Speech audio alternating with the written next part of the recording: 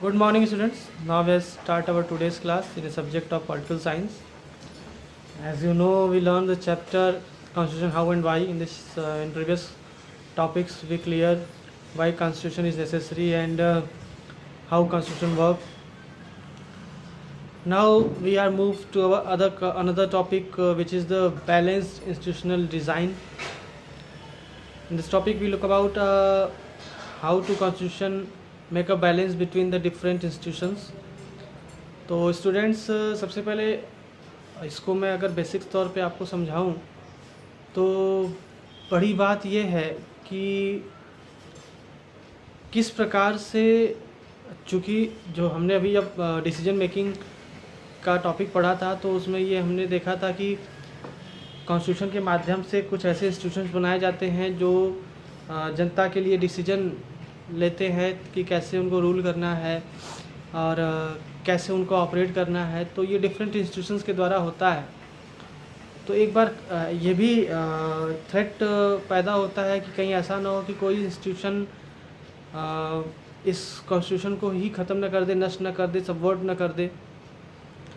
क्योंकि कभी कभी ऐसा होता है कि जनता के द्वारा कॉन्स्टिट्यूशन को ख़त्म नहीं किया जाता, बल्कि किसी एक संस्थान के द्वारा ही कॉन्स्टिट्यूशन ख़त्म कर दिया जाता है। अब संस्थान या इंस्टीट्यूशन की बात करें तो आप ये क्लेरिफाई कर ले कि भारत के संदर्भ में हमारे यहाँ 3 इंस्टीट्यूशंस इम्पोर्टेंटली या मेनली हैं: एग्जीक्यूटिव, जुडिशरी और उसके लेजिस्लेचर। तो ये 3 इंस्टीट्यूशंस हमारे पास है जिनको कॉन्स्टिट्यूशन ने अलग अलग काम दिया है। कॉन्स्टिट्यूशन ने अलग अलग वर्क दिया है कि ये अपने डिफरेंट वर्क करेंगे। और कई बार ऐसे आरोप लगे हैं, या आज भी अगर आज के वर्तमान गवर्नमेंट के कामों को देखिए तो विपक्ष कई बार आरोप लगाती है कि जो इस समय सरकार सत्ता में है वो कहीं ना कहीं कॉन्स्टिट्यूशन को ओवरव्यू कर रही है, कॉन्स्टिट्यूशन को ख़त्म कर रही है, कॉन्स्टिट्यूशन को उससे खतरा है। हालांकि विपक्ष के आरोप इन मामलों में बहुत ज़्यादा सही नहीं रहते। लेकिन अगर हम एक इंसिडेंस की बात करें, एक ऐसे समय की बात करें, चूँकि ये बुक में दिया नहीं हुआ है, मैं आपकी जानकारी के लिए इन चीज़ों का एक्सप्लेनेशन दे रहा हूँ, आपको वर्णन कर रहा हूँ कि ऐसा भारत में हो चुका है जब एक संस्था के द्वारा कॉन्स्टिट्यूशन को ओवरलैप किया गया था, ख़त्म किया गया था, कॉन्स्टिट्यूशन को थ्रेट पैदा हो गया था, कॉन्स्टिट्यूशन के फंडामेंटल इशूज़ को वायलेट कर दिया गया था और उनका उल्लंघन किया गया था। और ये दौर था 1975 का, जब इंदिरा गांधी प्रधानमंत्री थी और उसमें जो भी इंस्टीट्यूशंस थे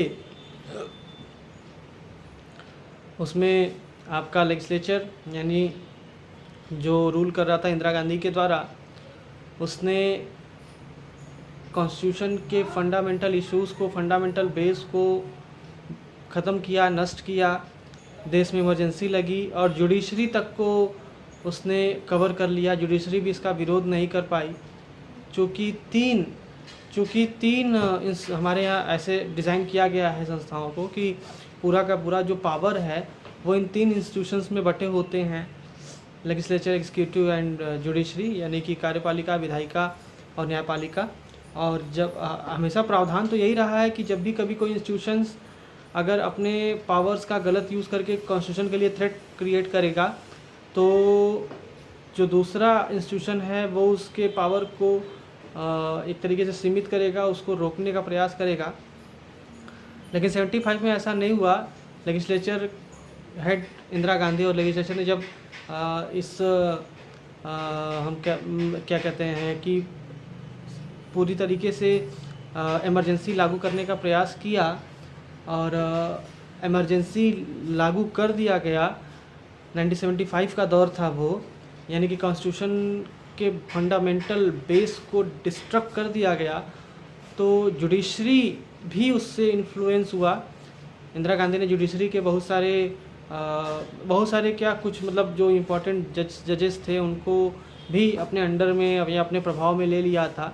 तो ये एक इंसिडेंस मैं आपसे शेयर किया कि 1975 में ऐसा हुआ था भारत में, जब इंस्टीट्यूशन की वजह से पूरी तरीके से कॉन्स्टिट्यूशन के लिए थ्रेट क्रिएट हो गया था और हमारे यहाँ डेमोक्रेसी एक तरीके से ख़त्म हो गई थी और डिक्टेटरशिप इंदिरा गांधी का आ गया था। वो इमरजेंसी का दौर था 1975। तो जो बैलेंस इंस्टीट्यूशनल डिज़ाइन की बात हम लोग कर रहे हैं ये उसी संदर्भ में है कि कॉन्स्टिट्यूशन हमेशा इस प्रकार से शक्तियों का बंटवारा करता है अपने इंस्टीट्यूशंस के बीच में, ताकि जब कोई एक इंस्टीट्यूशंस अपने पावर का गलत यूज़ करके संविधान के लिए थ्रेट पैदा करे, अपनी जनता के लिए थ्रेट पैदा करे, फंडामेंटल राइट्स का वायलेशन हो, तो दूसरा इंस्टीट्यूशन उसके शक्तियों का अतिक्रमण कर सके। तो अगर मान लीजिए एग्जीक्यूटिव ऐसा कुछ कर रहा है तो लेजिस्लेचर उसको रोक सकता है, जुडिशरी रोक सकती है। जुडिशरी ऐसा कर रही है तो फिर लेजिस्लेचर रोक सकता है, एग्जीक्यूटिव रोक सकता है। ऐसे प्रावधान है और इसके बारे में डिटेल हम आगे के चैप्टर्स में पढ़ेंगे कि ये कैसे हो सकता है। और अगर थोड़ा डिटेल में और मैं आपको बताऊं तो मान लीजिए कोई जज है, कोई जुडिशरी का हेड जज है, यानी कि सीजेआई को मान लेते हैं या फिर सुप्रीम कोर्ट के किसी जज को मान लेते हैं, वो किसी करप्शन में या फिर कोई ऐसा काम कर रहे हैं जो उनके अधिकार क्षेत्र के बाहर है, तो पार्लियामेंट में उनके खिलाफ महाभियोग चल सकता है। पार्लियामेंट में एक और मैं आपको एग्जांपल दे रहा हूँ इसी तरीके से, जब इंस्टीट्यूशंस के डिसीजन को दूसरा इंस्टीट्यूशन बदला। ये था इंस्टीट्यूशन, ये केस था शाहबानो का केस था। शाहबानो 1986 में ऐसा ये केस आया था जिसमें राजीव गांधी की सरकार, सुप्रीम कोर्ट ने शाहबानो, एक मुस्लिम महिला थी, तो उनको कुछ तलाक को लेकर के इश्यूज़ थे, तो शाहबानो के पक्ष में सुप्रीम कोर्ट ने फैसला दिया था। और हम ये नहीं कहेंगे कि ये फैसला सही था या गलत था, सिर्फ हम एक एग्जांपल के तहत इसको जानना चाहेंगे कि कैसे एक इंस्टीट्यूशन के फैसले को दूसरा इंस्टीट्यूशन चेंज कर सकता है, यानी कि कैसे सारे दोनों, मैं आपको ये बताना चाहता हूँ कि कैसे इंस्टीट्यूशंस के बीच में एक तरीके से शक्तियों का बंटवारा हुआ है कि कोई भी किसी के असीम शक्ति को सीमित कर सकता है, कोई भी किसी के इनॉर्मस पावर को कंट्रोल कर सकता है। तो जब जुडिशरी ने ये अपना सुप्रीम फैसला दिया, फाइनल फैसला दिया, तो कहा जाता है कि अंतिम फैसला सुप्रीम कोर्ट का होता है, लेकिन उस फैसले को पार्लियामेंट में भी बदला जा सकता है। और राजीव गांधी ने शाहबानो केस से संबंधित उस फैसले को पार्लियामेंट में चेंज कर दिया। इसी तरीके से पार्लियामेंट के बहुत सारे कानून जो बनते हैं, कहते हैं कि पार्लियामेंट सुप्रीम होता है, लेकिन पार्लियामेंट में बहुत सारे ऐसे जब कानून बनते हैं या फिर कोई ऐसी चीज़, कोई कानून बने हो या कोई प्रावधान बने हो और सुप्रीम कोर्ट के ऑब्जर्वेशन में जब वो गलत लगे या सुप्रीम कोर्ट को ये लगे कि ये ऑब्जर्वेशन सही नहीं है, ये कानून सही नहीं है, तो सुप्रीम कोर्ट उस कानून को डिसमिस कर सकता है। ये भी पावर सुप्रीम कोर्ट के पास है।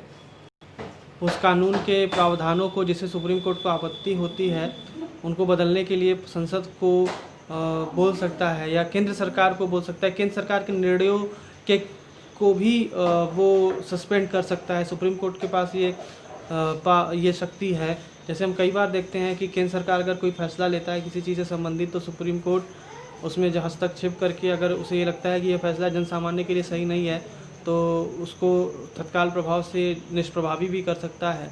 तो ये एक तरीके से इंस्टीट्यूशनल पावर डिज़ाइनिंग है, बैलेंस इंस्टीट्यूशनल डिज़ाइनिंग है कि कैसे संविधान ने जो शक्ति है वो तीनों इंस्टीट्यूशंस के बीच में इक्वल बांटा है। ऐसा नहीं है कि किसी एक इंस्टीट्यूशन को ज़्यादा शक्ति दे दिया है, क्योंकि किसी भी इंस्टीट्यूशन को इनॉर्मस पावर देने से उसके अंदर ऑटोमेटिकली डिक्टेटोरियल बिहेवियर आ जाएंगे, यानी कि वो एक तरीके से तानाशाह की तरह व्यवहार करने लगेगा। तो इस वजह से ये जो इंस्टीट्यूशनल बैलेंस डिज़ाइन है, इसको ऐसे कॉन्स्टिट्यूशन ने इसे ऐसे डिज़ाइन किया है कि कोई भी इंस्टीट्यूशन अकेले में शक्तिशाली ना हो, बल्कि शक्तियों का बंटवारा समान रूप से हो।